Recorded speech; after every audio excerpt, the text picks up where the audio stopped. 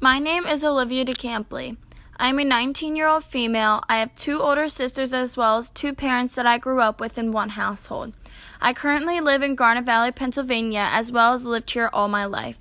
Growing up, both my parents had full-time jobs. My mother is a full-time registered nurse at Mercy Fitzgerald Hospital, as well as a part-time nurse in labor and delivery at Riddle Hospital.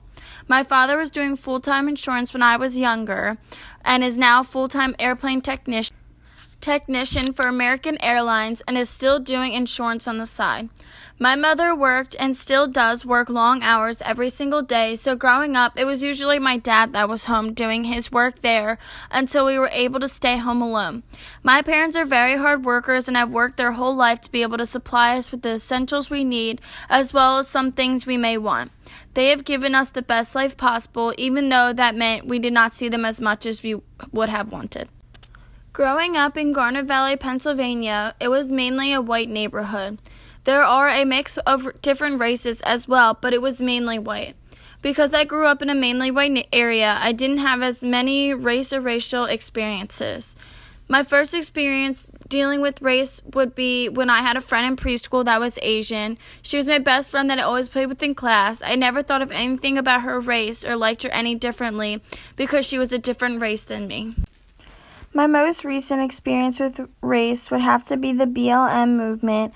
The BLM movement is a social movement advocating for nonviolent civil disobedience and protests against incidents of police brutality and all racially motivated violence against Black people. My whole family is the same race and ethnic group, which is white. My mom, dad, aunts, uncles, grandparents, cousins, siblings, etc. are all white. My mother grew up in Upper Darby. She went to Prendy, which was an all-girls school back then. When my mother was younger, she did not have much exposure to racial groups other than white people. The only time she saw a different race was really when she would go into the city of Philadelphia to go shopping. When she was younger, her family never talked about race. My father grew up in Norwood and went to Interboro. In elementary school, he only had one black boy in the whole school. He was a very good kid that everyone got along with. Other than him, it was mostly white kids growing up in high school. There were maybe 5 to 10 black kids in the whole school. He only started to meet and work with black people when he went into the Air Force. His family did not really talk about race either. When he was growing up, the only black people he really saw were people that his father worked with at the shipyard. They would sometimes come over or see them at work get-togethers. The racial makeup of my neighborhood was mainly white with a few houses of different races in it. I never really exactly had a first awareness of race. As a kid, those things were never brought up as much as they are in today's world. I never thought of people or looked at people differently growing up because of their race. I played with anyone that I was friends with, no matter their race. My first encounter with another race that I remember would be in preschool. I remember having a best friend, I think her name was Paige, who was Asian. I never looked at her differently in any way because of her race. She was just my friend that I played with all the time in school.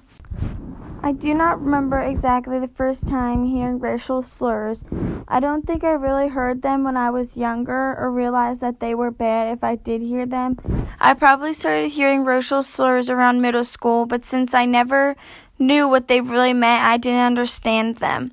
I didn't know the meaning behind those words. I never said them, but they never offended me until I got older because I didn't understand or know the meaning behind them.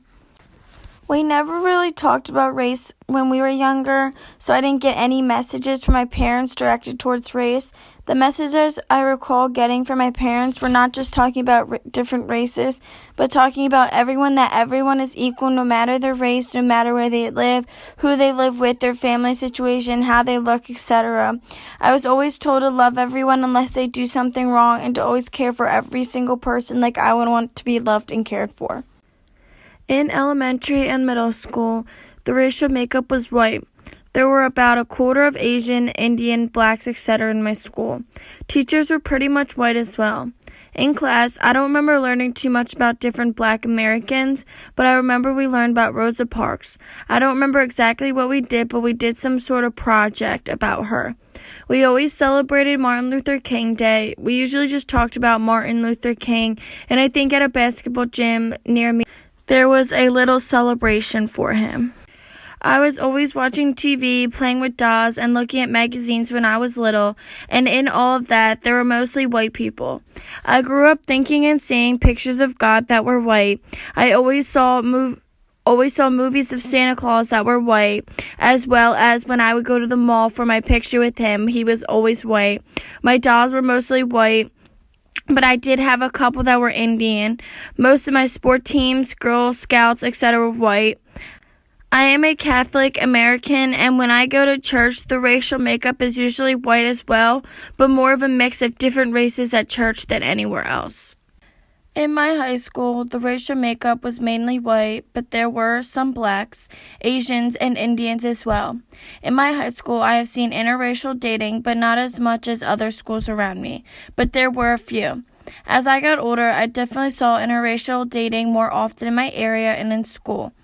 In high school, I had a boyfriend that did have mixed brothers and interracial dating in their family.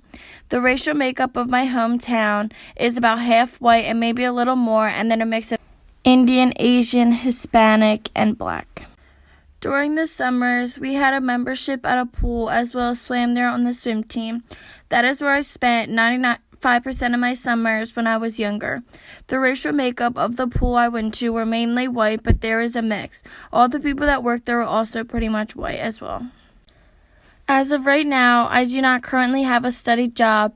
It only consists of babysitting.